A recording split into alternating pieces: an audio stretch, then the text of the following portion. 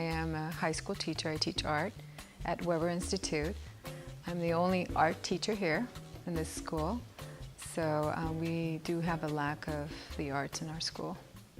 Unfortunately, a lot of art galleries are closing, and it's not an easy business. It's very difficult to keep a gallery afloat and to actually continue the business being profitable for a lot of art directors and gallery owners. To keep them open, I believe galleries need to be more inclusive of audiences.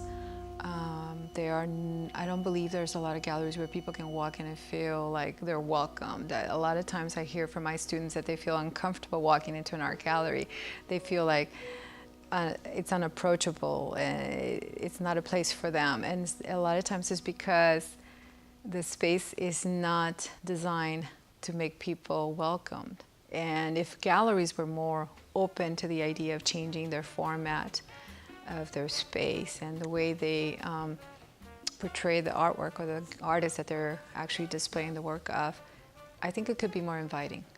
I have gone to some museums actually and some small space galleries where they're more interactive. So I think in being interactive with your audience is one of the components that galleries lack. And unfortunately, that's what's making a lot of them go out of business. My name is Beth Jones, and I've been, I guess, what you'd call an art professional since 1984. I started working in a very well thought of Sacramento gallery, Jennifer Paul's Gallery. And over time, I purchased that gallery with a partner, and we were partners for several years. And I left the gallery business in 1991. And began an art consulting business. So I've worked as a consultant to businesses, corporations, individuals. And before we knew it, we had already opened JJ, the gallery, and now 17 years later, we're still here. So I've been in the gallery business a long time over big changes that have happened. I have thought a lot about how to improve gallery attendance, not just sales, but gallery attendance. And it is a conundrum. One of the difficulties is that as we're watching our culture shift and our communication shift so much to the internet, also all of our journalism is changing also. So we're watching hard copy newspapers disappear and becoming more digital publications. And newspapers don't pay as much attention to culture in their writing as they used to. So it's very difficult to get the word out about what we're doing, what a gallery is showing, why you need to see this show, who is this artist, all those kinds of elements that incorporate into why an exhibit is good. And I believe social media is absolutely the answer and digital publications, but we're in kind of like that time, the difficult awkwardness of transferring from the old way of communicating to a new way of communicating. Make the community more aware of the arts and how important they are in our community so that they want to go to a gallery. And it makes it worthy to go. Not just to buy art, but actually to just go see the art, what's going on at that space. And just seeing a graphic image on a little flat screen is completely different than seeing the real painting in person.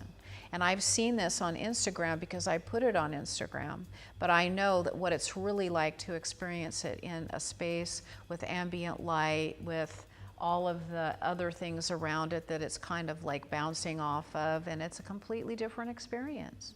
So it's very important to try to keep that kind of life alive. As a teacher and as an art teacher in a high school where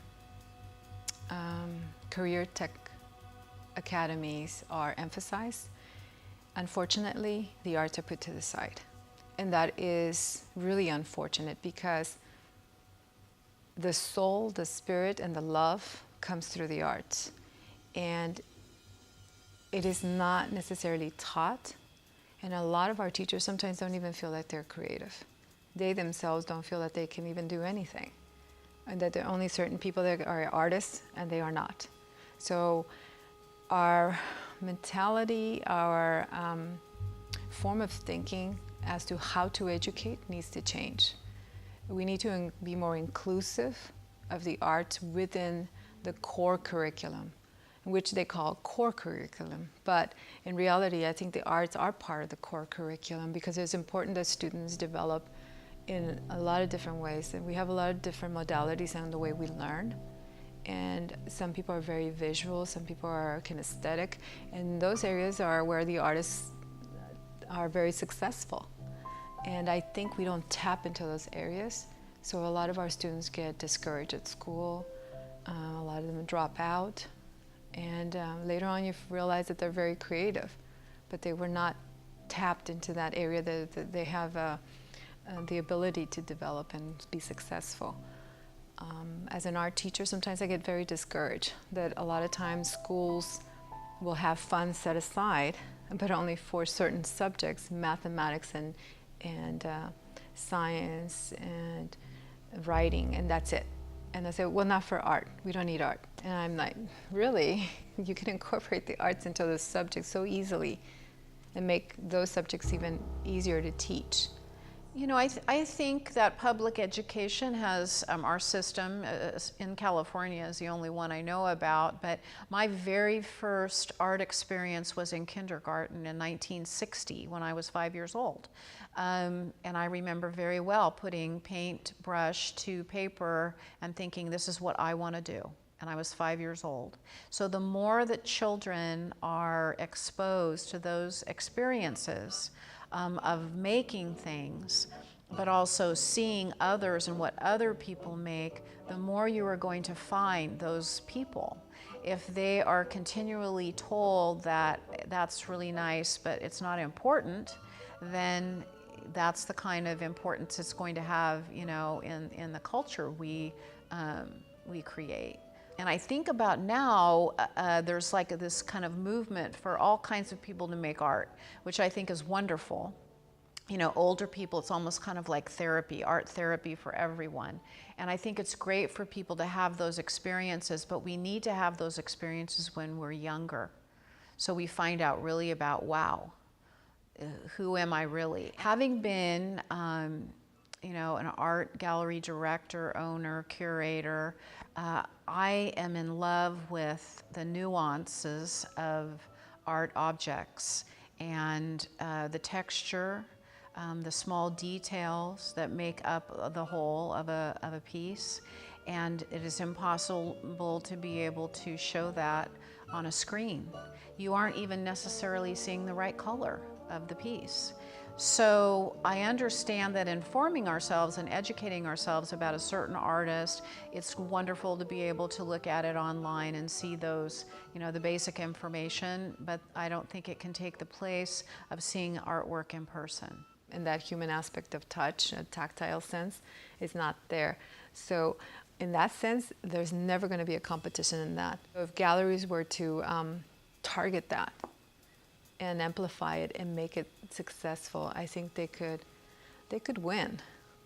It's just that I think they're kind of stuck in the past a little bit and keeping the same norm, the same format, which worked at one time, but as time has changed and technology is taking over, it has changed. So now we have to figure out how can galleries modernize and still keep that human touch.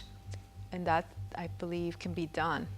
It's just a matter of marketing and welcoming your community, getting to know your community, and doing exhibitions that relate to the community, and not something foreign from Russia when you're downtown in Stockton. Or it has to be something that the community can relate to. If you make it relatable, people are going to understand and are going to feel welcome.